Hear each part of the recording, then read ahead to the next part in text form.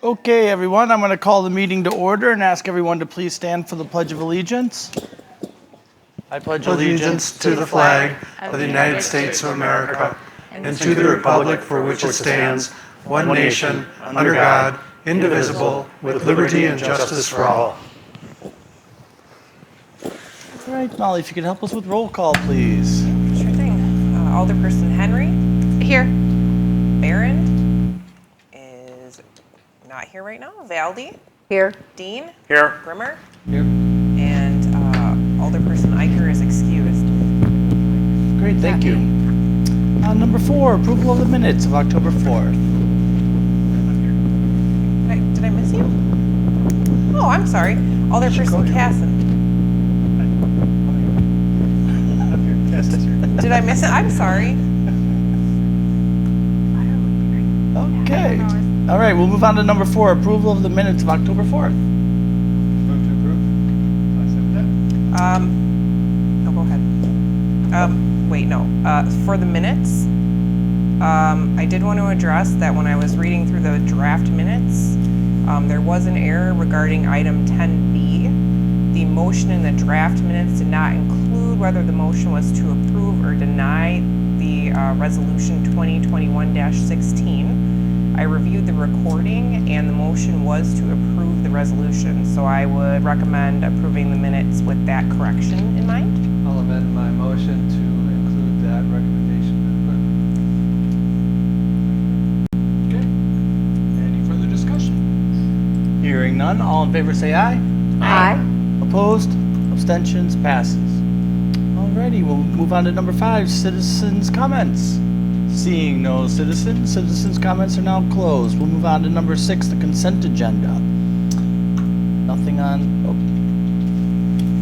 motion for the consent agenda? I move to approve the consent agenda. I'll second. Second, Jackie seconds. Okay, all in favor say aye. Aye. Opposed? Abstentions? Passes. Okay, we'll move on to 7, boards, commissions, and commission reports. Licenses, nothing for licenses. Planning Commission. Number 1, commission report by Alderman Eicher.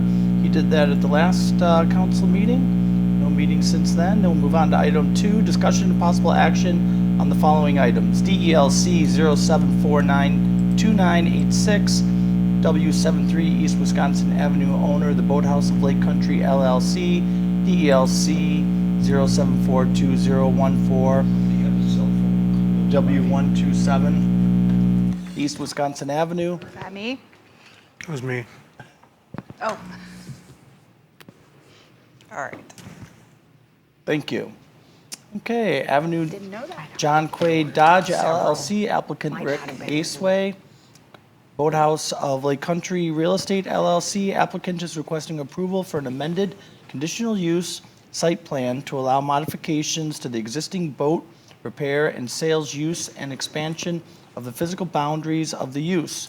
Conditional use permit for John Quad Dodge will be terminated as part of the process. Okay, you have all the information in the packet. It was unanimously approved by the Planning Commission. We have the applicant here. You want to come on up?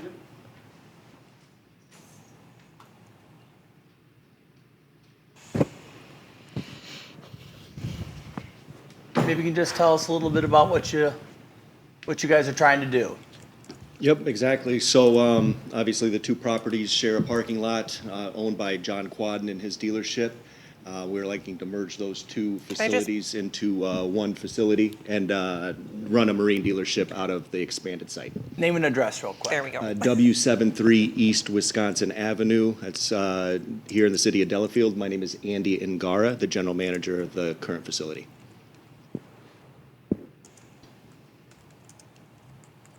Questions for the applicant?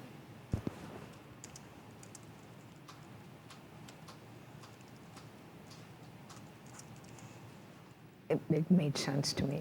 I don't have any objection. Okay. Well, somebody can make a motion to Oh, boy. approve. Look at it and. Oh, we're struggling without Tim here. These are wonky. I'll make a motion to approve item B2A. I'll second that. Okay, is there any discussion?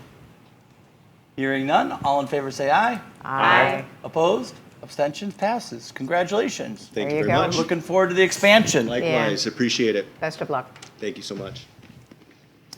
Okay, 7C, Lake Welfare Committee. Phil, anything there? Thank you very much.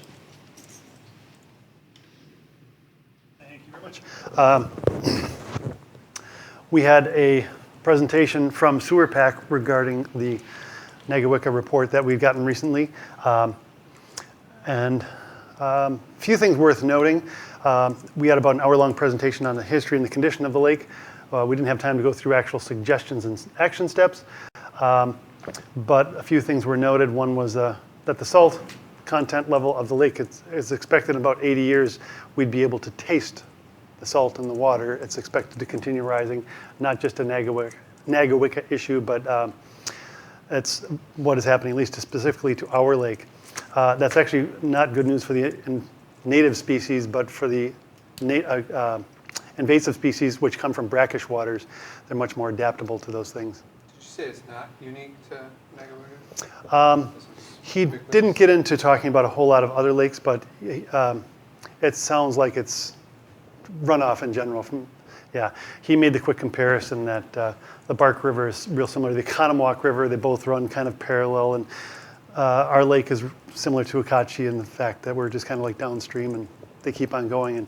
And he made allusions to the fact that this is not an uncommon thing, but it's certainly is a thing. So he also made a few comments about the whole dredging, and his comments regarding dredging were that that's an expensive endeavor, and he felt for navigational purposes, if that's what's needed, then do that. But he really recommended other smaller action steps that could be taken upriver to prevent the silt and runoff from getting, and nitrates and salt from getting here in the first place. So in a quick casual conversation, the committee had thought that since this is a downsized dredging project, it would help to reduce sediment in the lake in the future. But once this is done, turning our eyes upwards, upstream, to take some of those other steps that are less flashy was probably a good set of steps to take in the future. Stick another municipality with the cost. Upstream. Yeah. The other thing worth noting from Lake Welfare is Susie has always provided us, Susie Thompson has always provided us with properties that are sold on the lake and newly purchased, and we provide all of those new owners with a welcome to the lake packet. And with Susie retiring, we wanted to make sure to acknowledge Susie for bringing those forwards, and I was working with Lake Welfare Committee to make sure we knew which houses were recently sold. There's somebody else at First Weber that'll be taking that on, but thank you to Susie for helping us over the years. And that is it. Sounds good. Thank you very much. Okay, we'll move on to D, Park and Rec and Tree Board. No meeting since our last, no report. Okay, we'll go on to public. Next meeting, the 25th. 25th. Okay, the next Public Works Committee, Jim Barron's not here. Tom, did you have anything for that? Yeah, at the last meeting, we had the public informational meeting for the bike and pedestrian path plan. That meeting went well. I think the plan was primarily well received by the citizens. A lot of people were very excited about it. The biggest complaint we heard was that we couldn't implement the plan faster than what we were showing or what we could afford. And with that, the Public Works Committee approved the plan and forwarded it to the Park and Rec Commission for their review at their next meeting. Then any comments from Park and Rec would go back to Public Works. They would incorporate any comments as they thought appropriate, and then ultimately send the document to the Common Council for approval. Beyond that, there was, I think, about 6 different items of consideration that came from the traffic staff, and that was the entirety of the meeting. Great, thank you very much. Okay, we'll go on to F, Delahart. Mr. Eicher is not here. Wayne, did you have anything or no meeting? There was a meeting. Nothing that I recall to report, though. Okay. Sounds good. We'll move on to G, Police Commission. I believe there was no meeting. Library Board. We met Sally. last Tuesday, and there are a couple things that, what I do, just so you know, is a lot of the minutes you can always access online. I always ask our director for things that we should emphasize since folks are watching, and that's sort of what I cover here. They are often covered in the meeting, but it's more a summary of what's going on with the library, just so you know, because I do sound like a commercial, but I am. A couple things to remind you, as we get into the colder months, the library is open late until 8 p.m., Monday through Thursday. If you want, they have quiet study rooms. We even have a fireplace. I don't know if people know that, but it's lovely. Tomorrow at 10 a.m., if you have a little one, there's a story time, but we're going to have firefighters there. And our friends from Lake Country Fire and Rescue are visiting. They're going to do a story about firefighters, and you'll hear from some special guests. The library would like to thank the Lake Country Fire and Rescue for their help in making this event so special. And lastly, the library is excited to participate in Delafield's business trick or treat this Saturday, October 23rd from 5 until 7. You can come to the pumpkin tent, it's hard for me to say, and get your Halloween treats. That's it. Our next meeting will actually, now through March, the library board will be meeting via Zoom. It will be the 3rd, it'll be the 16th, I believe, of November. So that's it. Sounds good. Thank you very much. All right, we'll move on to I, Zoning Board of Appeals. I assume no reports? Nope. We will move on to J, Promotion and Tourism. Mr. Barron is not here. Move on to K, the Country Fire and Rescue Board. Mr. Grimmer. No meeting, no report. The Thank you. EOC training will be addressed by Tom. Thank you. 8, Unfinished Business. Discussion and possible action regarding ordinance number 783, an ordinance to amend section 2-194 of the City of Delafield Municipal Code regarding the order of business for common council meetings. Who's got this one? You? Yep, that's me. So this was addressed at the last meeting. I sent a memo. Direction from council came to add to the order of business a section for other committees, commissions, and boards, which has been done with the ordinance. And then just an additional housekeeping item as I was kind of going through. I noticed at the bottom that the city officials report included a clerk treasurer section. We no longer have a clerk treasurer. We have a clerk and a treasurer, so I split that up as well, just to kind of, as long as we're addressing the issue. So that's all. Okay. There's no questions from Molly. I think we're looking for a motion to approve the changes. I'll make a motion to adopt ordinance 783, amending section 2-194 of the city code. Sounds good. Second. Main seconds. Any discussion? Hearing none. All in favor say aye. Aye. Opposed? Abstentions? Passes. Okay, number 9, Mayor's Report. Mayor has no report. Number 10, New Business. A, Deer Management Committee Report. Henry. Yeah, we met last Monday, and we have 80 hunters registered right now in our program, which is great. We have had no deer taken so far, but we think it's the consensus was probably due to the weather because it's been so nice. Since the meeting, there's been some issues with our deer stand locations. So it was brought to our attention that they were too close to the school properties. So 4 of the 6 deer stands we had out are now out of commission until we can find new locations. So we're working on, we've been working on trying to find new locations anyway. So that's going to be ramped up a bit and to try to find new locations for those. One of the things that we're doing is trying to reach out to private landowners who own acreage, more than, I believe it's 5 acres that they're looking at talking to and reaching out to those private owners to try to see if we can get more private land to hunt on. So that's what we're doing. Great, thank you.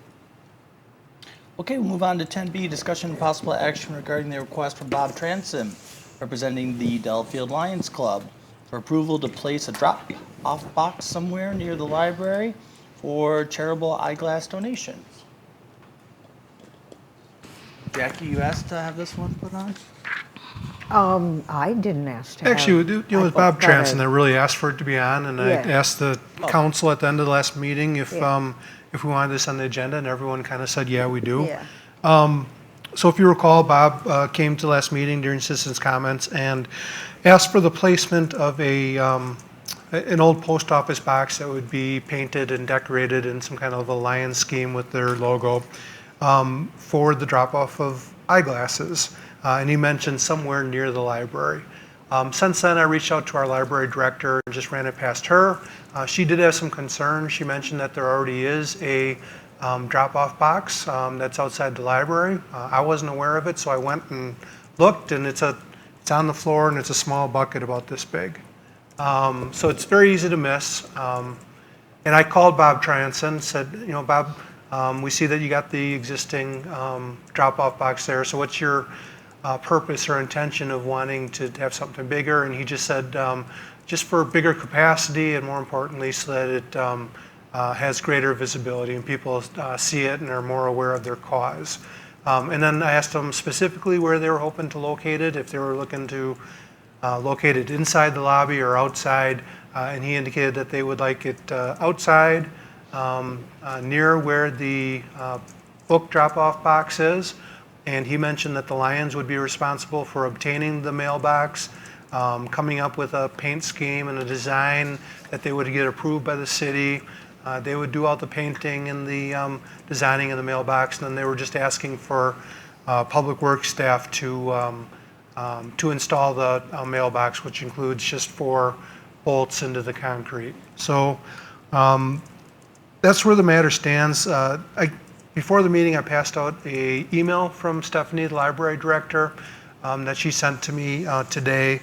She does have concerns with the drop-off box, specifically.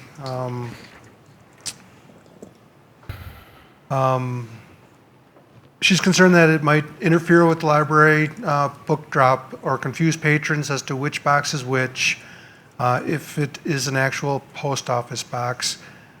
She said she'd be happy to consider permanent installation of a receptacle in the lobby somewhere, and certainly larger than what they currently have. But she feels great caution about using a permanent outside installation, and is concerned about the potential for other charities asking for similar accommodations there. Yeah, the image that was on page 40 of our packet, that doesn't look that small. Where is it? There's an image of a lion. I think that was the example he gave. Is that us. just an Yeah, example? So that's okay. what, that's I was what, so completely confused looking like, where is that? How that's could the I one he live handed through out. all yeah, this? so that's what Bob gave to us last week. All right. Yeah. The pail that's out there is like a 1-gallon white bucket. I think Stephanie is completely gets that. It's too small. And so I think, there may be something in between the two, just to make sure that, I do like the fact that it has like eyeglasses only, although we know how well people sometimes read. Labels, it might be confusing. I'm interested as to why they would want it outside and not inside a library or inside our atrium area where it would be not subject to the weather. I would think that'd be a better spot. Just, I think people won't come inside. I would share that. Seems reasonable. I guess one of the things that Stephanie brought up that I shared a concern of as well is we're making special exception for this particular charitable venture. which is good and noble, and I want to support it, but what do we do about all the other folks that start to line up? So I would think that maybe there's a compromise where we could have a drop box, and you or different charitable organizations lease it free of charge for, you know, a certain term. And as other charitable organizations come forward, we say, okay, get in line, and you know, you can be next after this term is over. Because I worry also that if it's dedicated to one interest or one cause, when the folks that are the initial, you know, spearhead the initial effort, as they retire or as they move to Florida for 6 months out of the year or whatever, then this box or this venture becomes less viable. That's a good point. I hadn't thought of that. But I want to do it. It's a good, noble cause. The Lions do good work. I think there's probably a compromise here somewhere. Yeah. Do we have any idea how many buckets they're filling up and how frequently? Because that would be great if they need something this big. Yeah. But eyeglasses aren't really big, and I can't imagine filling up a 1 gallon bucket every month would even be happening. The bucket, just because I empty it sometimes, it overflows about every 45, 60 days. Okay. Bags are sat next to it and stuff like So that. maybe something, I don't know what they would get. I'm assuming they find the receptacle object, or are we to find? No, they said that they would secure a post office Okay. box if allowed to use that. And yeah, then they wouldn't have to empty it, I guess, so often. But it is very large, and I don't know if you'd want something that size in that area. I'm not sure where you would put it. I don't know what else you would use. I guess my big question is, are there other types of bigger than a 1 gallon bucket? Like I have a composting service. They use a 5 gallon bucket, you know, and it's got a big label on it, and you know, something that was bigger and labeled well. I mean, if it's a nice, new, shiny mailbox, you know, if it's going to be inside or wherever it's going to be, I would want it to have at least some sex appeal. Yeah, Not a little, be- yeah, just not beat up, and maybe that's something that we could talk to our library director and Tom, you. I'm happy to jump in. I don't know if you need me, just to look for a spot where one could go inside, and then if we okay that and they supply the receptacle, where would it be? Where's a logical place to put it?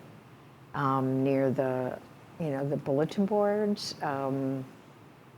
That would be my big question.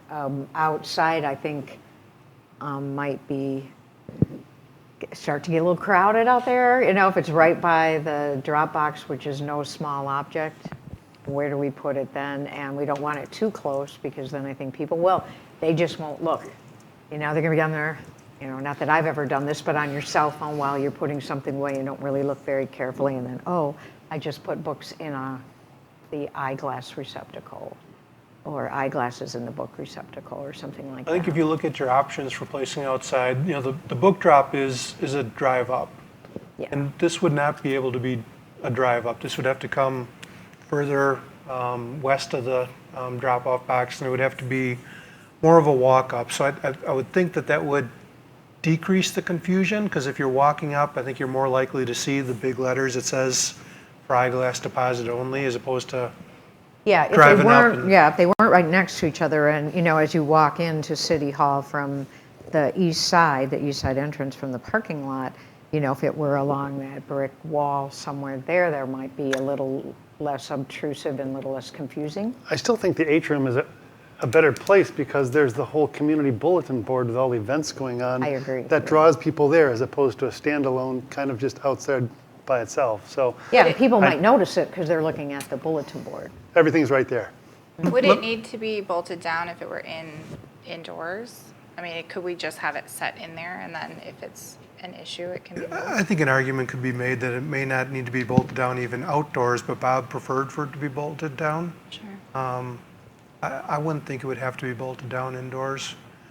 Just one other thing that I just thought of, and Molly might want to weigh in on this, but I know past clerks and Molly has thought about it too, but with more and more people voting absentee, there's been thought about a large receptacle out there for absentee ballots as well. Definitely don't want to confuse those. Yes, and the receptacles all generally resemble a mailbox. Right. Yeah, exactly. the less- Would you put one of the absentee receptacles, would you put that up closer to City Hall so people have to go up the stairs to put it there? Or would you want it down in the atrium? I think the thought was it'd be outdoors. Okay. And what a headache that would be if you got an absentee ballot in the Eyeglass and Oh. discover it. Oh, man. Yeah, months after yeah, the election. yeah. I think we would have to require the Lions to give access to the Eyeglass box just so we could day by day just open it and just check. That's a very good idea. I'm still thinking inside over outside, partly just because of weather. You know, ice and storms and winds. And Yeah, and I can support that as well. My bugaboo is I would want an exit strategy when other charitable organizations come calling, because I don't want to tart up the lobby or outside with multiple drop boxes, multiple charitable ventures. Here's our place that we go for your drop offs. what would you suggest? Suggest a 2-year, 3-year lease. Okay. A lease of, Or say, and then when somebody else comes calling, you say, yeah, we'll get you on the list. There has to be some viability behind it. Would need common council approval that, yes, you know, this particular venture has legs versus something, you know, donating dog collars or something like that. It's a good point as far as equity to all different causes, or access to all different causes. But the one thing I think is, whether it be a Goodwill drop-off box for clothing, or a drop-off box for eyeglasses, or a drop-off box for drug disposal, is I think the intention is that people develop an awareness of where that box is and where they can go when they have those things. So I think it somewhat defeats the purpose to just have it there for a couple of years and then people bring their eyeglasses here and all of a sudden the box is gone. That's a good point. Well, how often do we get these requests, I guess, is my First first time question. ever. But you know what can happen once you do one, right? Get the ball rolling. Gives people ideas. Well, then, There is a table underneath the bulletin board now, is there not? Right up, I don't know if it's permanently there. I I think think, there's a table with some Yeah. literature on it. Right. Yeah. And the bucket is just right off the side of one side of the table. it's on the table? No, it's on the floor off the side of the table. Okay. It's literally like a 1-gallon kitty litter bucket or something. It's just, you got to be looking for it to notice it. yeah. Well, Maybe part of a motion could be, a mutually agreed upon location between city staff, library director, and the Lions for a trial of 1 year. And just see how it goes. And, we might say, and the lobby's worked great. They've got a lot of collections and everything is just fine. So I like that motion. Does that seem like something that could be worked out? I would like the people who are working in coming and going, the library staff, the city staff, to figure out what would work versus me, or, because we're not here, we don't see where something placed on the east or west side of that atrium, what works better. Does that make sense? Okay, so it's not a discussion in action so much, so can we work with that? I think the mayor's suggestion of doing this for, just like from the time of installation or a calendar year later, just revisit to see how collections are or concerns does that make sense? Maybe a motion authorizing staff to do that and to reach an agreement with the library director and the Lions on something that works for everybody and to do it for a year. Yeah. Is this, do we have to do discussion and possible action here? I think action is appropriate if you Yeah, want the Lions to understand that, potentially this isn't permanent and it's a trial basis. yeah. Okay. Is that a motion? Do we have to make a formal motion? Yes? Yes. I move to approve the installation of the Eyeglass deposit receptacle from the Lions, contingent upon an agreement between librarian, our head librarian, our staff, and our city staff as well, and the Lions for location, size, and any other considerations? Would you amend your motion to include a term 1 year? to revisit? Yeah, in to a be year? revisited in 1 year from installation. I'll second. Mr. Grimmer, second. Any discussion? Hearing none, all in favor say aye. Aye. Opposed? Abstentions? Passes. Okay, we will go on to 10C, discussion and possible action to approve the City of Delafield Resolution 2021-18, a resolution to approve the city ward plan per the requirements of the 2020 redistricting process. Molly, your day in the sun. Wow. So what I thought was initially going to be pretty cut and dry has turned out to be a little bit of a mess.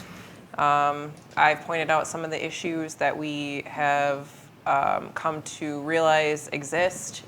The primary one is, and if you look on the screen, you can probably see it better, the blocks of the city that are St. John's, this block right here. That's the housing block. And in a previous year, at the previous census, I got the information from the county. They had reported 309 residents here. And this year we have 0.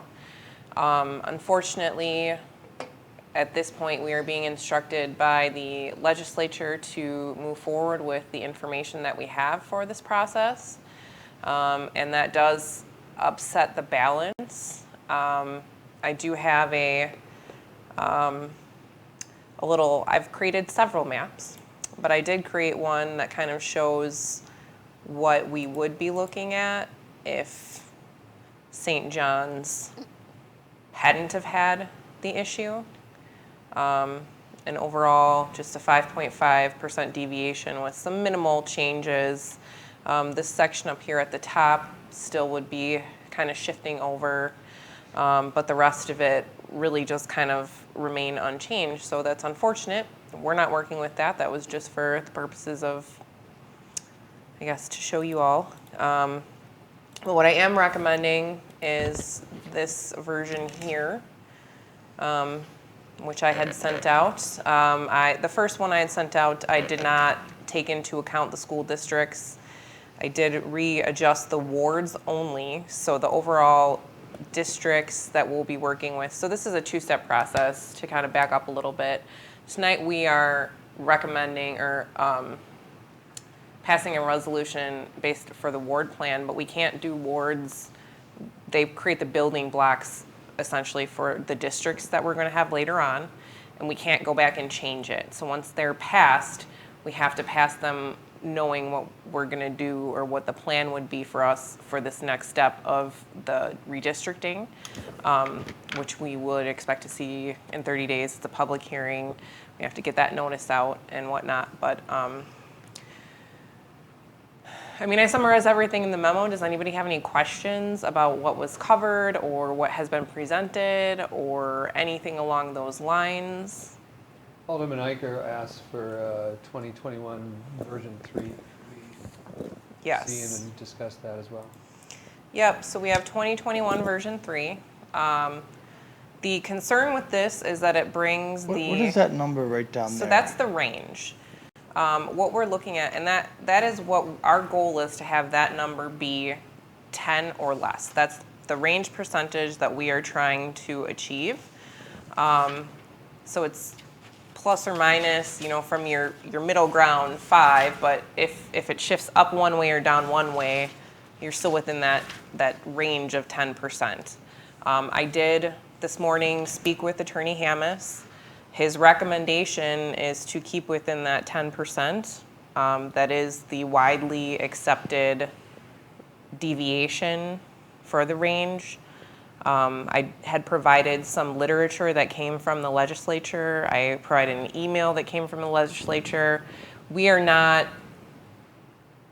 not spelled out that we're statutorily obligated like the federal and I think some of the state seats that represent the federal seats are, but it is still the goal for what they call the one person, one vote. So that's, you find your ideal population, which is, we have 7 districts now. So you divide our current population by 7 and that's your mean. So that's your ideal population, and we are trying to keep within the percentage deviation of less than 10%. So, go ahead. No, so both V2 and V3 keep within that deviation? V3 does not. V3 goes out to that 16% because you're above 7 and you're below 8. So combined, that's a 16% point range. So I guess here's my frustration, and I'm sure you share the frustration, is that, essentially during the pandemic, St. John's Academy vacated. That shows up in 2010 and doesn't show up in 2020. I think there's an advantage in keeping the continuity of the neighborhoods, as Alderman Eicher has requested in 2021 V3.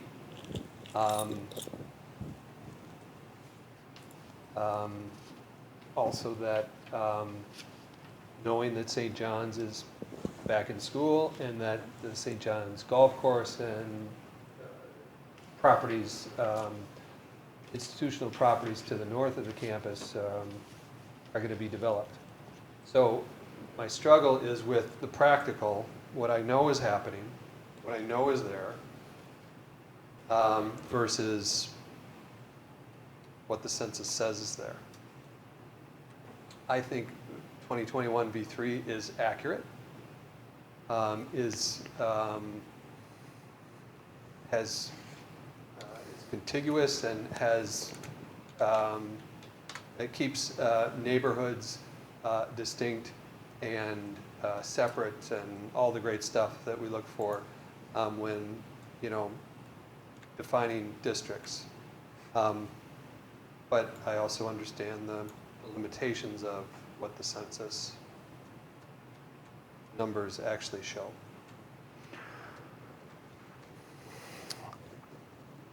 And I guess I would concur with that.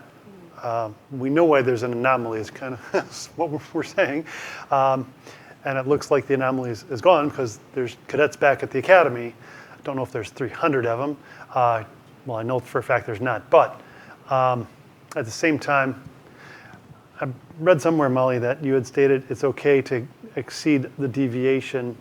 I don't remember if there was a condition you had stated in there, but you said that it's allowable to have a fluctuation that's greater than the standard deviation, and unless I'm remembering something wrong, but that's kind of would seem to make sense to acknowledge that there are students back over there, and this version does seem to do that.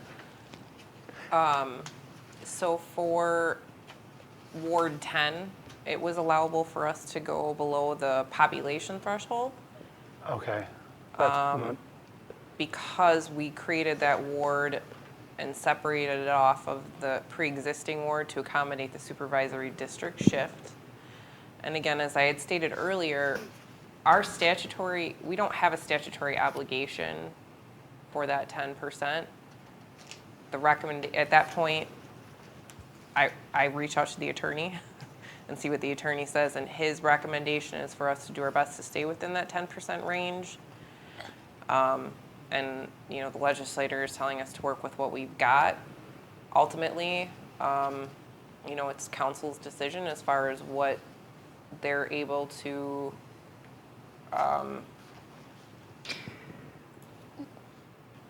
back up. If there are any challenges, I guess, is kind of what ultimately you're trying to avoid, is for somebody to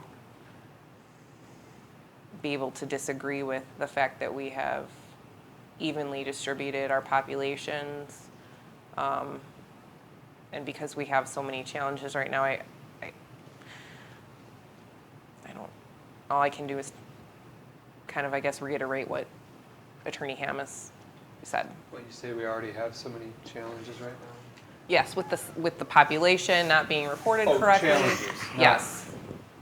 Not Yes, people no, saying oh, that I I'm don't sorry. like version. Yes, I'm two different gonna kinds, yeah. sue So if you choose issues version versus challenges, so yes. What potential consequences are there if there are, if somebody does challenge what, I mean, do we just need to justify why we are going, like if we're not staying within the 10%, are we just needing to justify why we're doing that?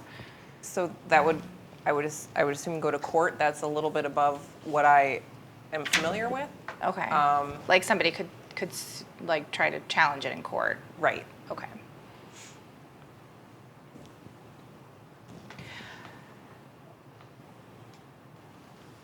And I'll just throw in my 2 cents here, you know, up in District 1, we've got 106 here, which is basically Lake Country School and a couple of streets just south of there.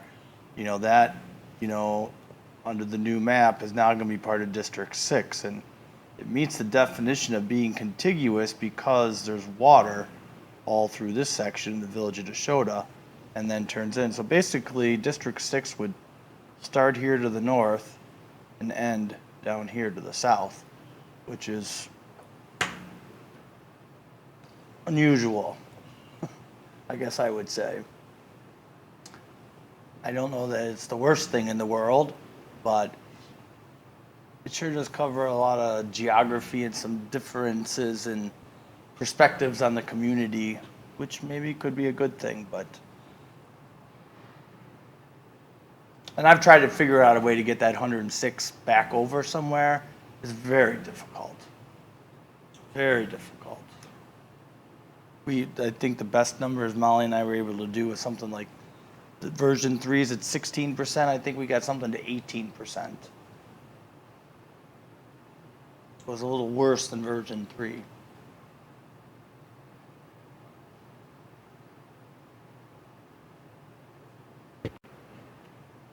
Molly, can you explain to the council the process from here and the public hearing and whatnot? Yeah, so we would tonight pass our ward plan through resolution. I have, you know, if we need to make adjustments, we can do so, and then I would adjust the geodata for that. The resolution goes with a map and the geodata to Waukesha County. They have to approve our plan. My assumption is, as long as we are within the confines of what we can do legally and we don't upset their balance of their proposed supervisory line, they would not deny what we're putting through. So once that goes through, I get the process started for a public hearing, and then we have a public hearing to pass an ordinance for the new districts. So is there the equivalent of a supremacy clause when it comes to cities versus county maps? If we don't present anything, they can do what they want to do. So I don't know if that's the equivalent of a supremacy. I don't think any of our proposals don't comply with what the county's asking us to do. Right, right. All versions meet the county requirements. First of all, I just want to applaud you for your incredible amount of work and intelligence and diligence to try to make sense out of this, because I love graphs, I love numbers, I love all this stuff, and it's very intimidating. So I doubt any of, I mean, from my perspective, I'm comfortable with this version unless somebody is seeing something I'm not seeing and has concerns. The 2021 version, V3, the little wedge out of District 3 is, I mean, it just is what it is. And I think it, looking at all the limitations, having to have wards contiguous, which makes complete sense, and then looking at, you know, Lake Country with Nashotah stuck down in the middle of, you know, it's like it's not a nice little square to work with. So I guess that's my 2 cents. I'm comfortable with that map. This is a resolution as it's written here, the 2118, specifically reflect the one version you are It does recommending? not, you would have to. We'd have as to part of add the that one. Yep, as part of the resolution when you pass it, you would want to pass the resolution with either, you know, if you want to accept it as presented, you would put, you know, the title as presented, and then all of the items that go along with that. Okay, the I want to make sure, because I geodata. didn't see it in the resolution. Yep. Okay. It says the map attached and whatnot, and that was, I'm not recreating the wheel, that was what was passed 10 years ago, so. And staff is recommending which version, just to be clear? I am just solely off of numbers, I am recommending the 2021 version 2, because that does fall within the range that Hamas is suggesting. Again, it still has the neighborhoods kind of divided in a way that maybe makes less sense. So it's, you know, my recommendation in the last memo was for the council to, I guess, decide whether the number, that percentage range deviation is more important than the neighborhood continuity, which, you know, both are listed as important goals and kind of guidelines for the process. And So- if the deviation in version 3 was less than 10%, what would be your recommendation, 2 versus 3? 3. Because it most closely resembles the previous word map.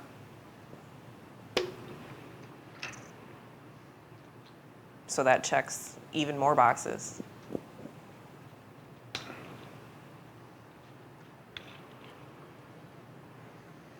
Tom and Ken, I wonder which version you prefer. What you've looked at this closer than most. Well, I'll just say again, I wish I could have got that 106 out. I just can't find a way to do it. I like version 3 better myself because it keeps neighborhood connectivity. It also addresses what we know is there, which maybe isn't necessarily reflected in the census. And I also know some of those things are going to be, you know, corrected with some construction in the not too distant future, right? So I'm very comfortable with 3 in the percentages.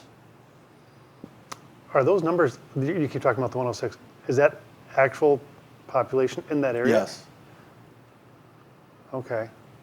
That's the reported population for this current census. Those little blocks, those odd numbers of populations are the census reported population blocks that are generally less than 100, but they were not this time. So that also presents another issue, is that it's much easier to adjust accordingly when you're working with smaller numbers and smaller sections and smaller neighborhoods that you can very easily manipulate back and forth, but we just don't have that option. I guess I'm just a little confused because if you look at the whole St. John's neighborhood, there's only 6 people that live there. Yep. In the whole neighborhood, including all the houses. And I personally know more than 6 people that live over there.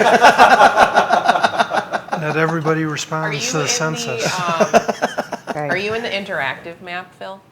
Probably not. Okay. No. If you I go was to the looking- interactive map, you Okay. can enlarge it, and I'll actually It's so cool. I'll I pull it love up here, but you can see Look at here that. Wow. that this is actually where we're at. So Okay. because it's Thank you. smaller, some of those numbers got That's, okay. erased in like the snippet that I had included for review, but Tom, do you concur? I was waiting for your input. Yeah, it's an unfortunate situation where we're being told that we should use data that we know is inaccurate, and we know what the actual data is more likely representative. And based on that, I feel comfortable with version 3 and knowing that it more closely resembles our current ward map. With that being said, Molly, I was asking you about the public hearing. So let's say the council goes ahead and approves version 3 tonight, and then there's substantial or some challenges during the public hearing towards version 3. Is that an opportunity for the council to change their mind at that point, or how does that work? We cannot go back on the ward plan, to my knowledge. We have to pass it and move forward. So what's the point of the public hearing after we approve it? It's required, and they gave us a Go ahead. timeline that's unreasonable. I mean, they messed around not getting the stuff done on their end and jumped in our lap at the 11th hour and said, just do it. So the normal amount of time we would have, we don't have. Yeah, we would normally have 60 days for this portion of it. We would have gotten this information by July. The county is required statutorily, as they pointed out to me, we're required to statutorily have had it in by October 15th. They gave me until the 19th to get it in. They're statutorily supposed to have had it to us by July 1st, I believe, but in their defense, they did not receive their information from the census until, I want to say, mid-August, so they worked with about 30 days. They're trying to give everybody like a 30-day timeline, so. I move to approve Resolution 2021-18, resolution to reestablish City of Delafield wards according to version 3. Second. All right, is there any further discussion? Hearing none, all in favor say aye. Aye. Opposed? Abstentions? Passes. All And righty. just to clarify, it's version current 2021 V3, correct? Yes. Okay, number 10D, approval of vouchers. I move to approve the voucher list. Second. All right, all in favor say aye. Aye. Opposed? Abstentions? Passes. We'll move on to number 11, reports of city officials. A, city administrator. Yeah, the first two items are a couple of training opportunities that our fire chief has lined up for not only us, but our partners in Lake Country Fire and Rescue. The first one is an emergency operations center training that is for administrators, municipal staff, and elected officials. I did send out an email to each of you as our elected officials with the notification and ask that you get back to me by tomorrow evening so I can get a head count to our fire chief. We've also invited our all of our supervisory and managerial staff to that as well. And that is on Wednesday, November 3rd at 6:30 p.m. at the Wales Genesee Fire Station. The second opportunity is a little bit further out in the future. It's next March 26, 2022. And this is an all hazards preparedness class. And this is just with the elected officials and high-level administrators.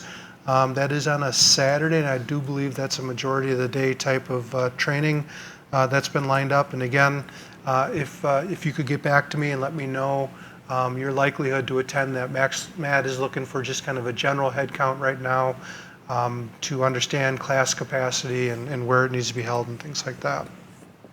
The third item, Alderman Velde asked for an update regarding some substantial vegetation cutting that was recently done throughout the city of Delafield, and that was done by the American Transmission Company.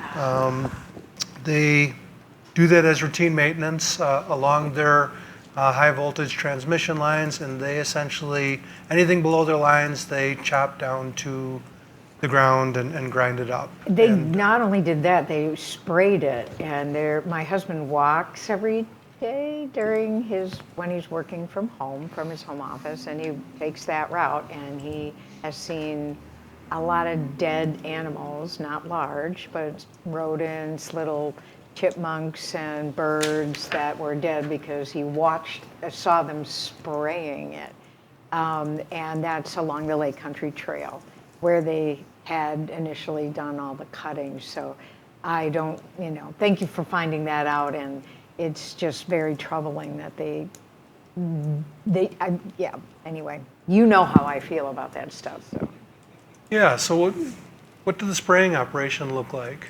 I can ask my husband. I actually asked him to take photos because I'm at school all day, but he walks at various times during the day when he can find a point where he can walk and do a meeting at the same time. And so this has been like in the last 3 months that he's been walking this trail. And at first it was lush and green and little bunny rabbits, and then it was cut down, and then it was sprayed.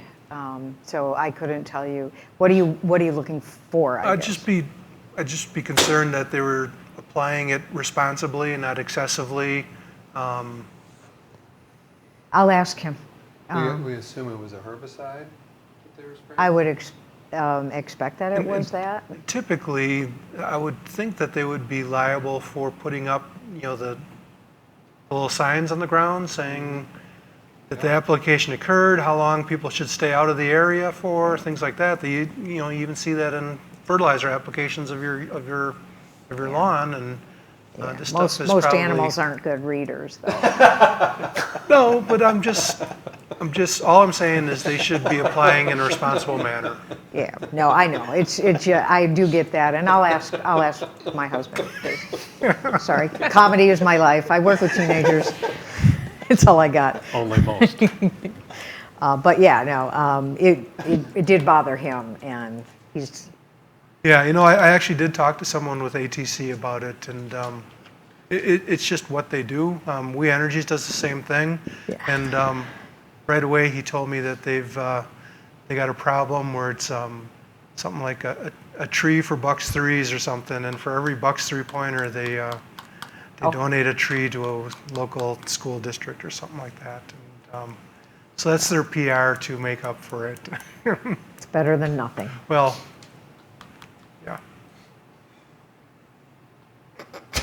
Sorry. Don't you hate that when you can't stop laughing? Really set Mr. Grimmer off tonight. Wasn't that good? That's going to need I a have better minute. material for me. He got tears coming out of his eyes. Okay, thank you. Sorry. Last item, one more meeting. A week from tomorrow, we've got our budget workshop. Just a reminder, every year, one of the elected officials shows up in this room for that meeting. It's not in this room. It's at the police and fire station at the training room over there, and we'll start that at 6 o'clock Tuesday night, a week from tomorrow. And thank you for not putting it on a Packer game. Well done, sir. And write it down, because it seems like every year we have one person that goes to the wrong place.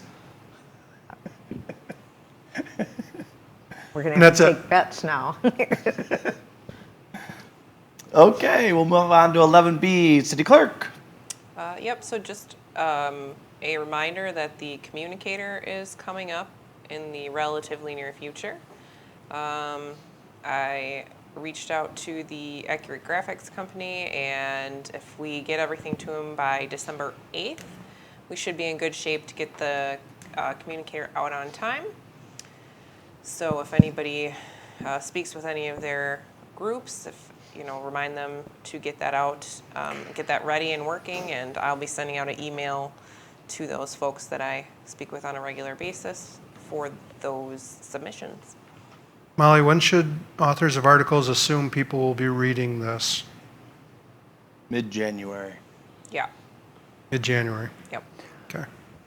And may I ask, I'm not sure who would be the right person to do this, but I've recently become aware of a plant that I thought was pretty cool because it grew quickly. It was really cool looking, great barrier, but is also poisonous. The Pokeweed Plant apparently has been on the western side of Delafield, and just from bird droppings or whatever, it's now over here, and it's poisonous, one little berry. And I've seen these along the bike paths, dangling into the bike paths.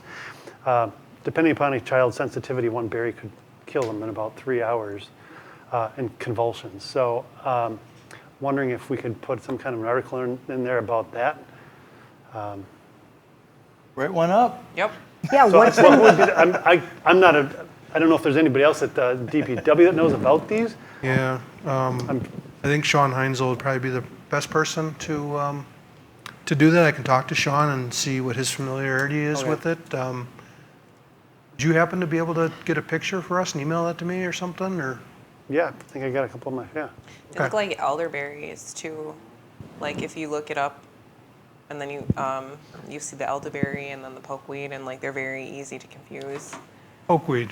Pokeweed. Okay. It's actually a cool looking plant, but And just a reminder, I mean, the library always does a fantastic job. They get 2 or 3 Yep. pages because they have so much content and so forth. But even like the American Legion or the Ladies Auxiliary for the 4th of July, the other events that go on in the Yep. city, let's try to make sure we reach out to them too because they might have some good content as Think, well. who does the lucky duck That would be, racing? I'll get you. She actually already reached out to me. Did you? Okay. Yep. mhm. Yep.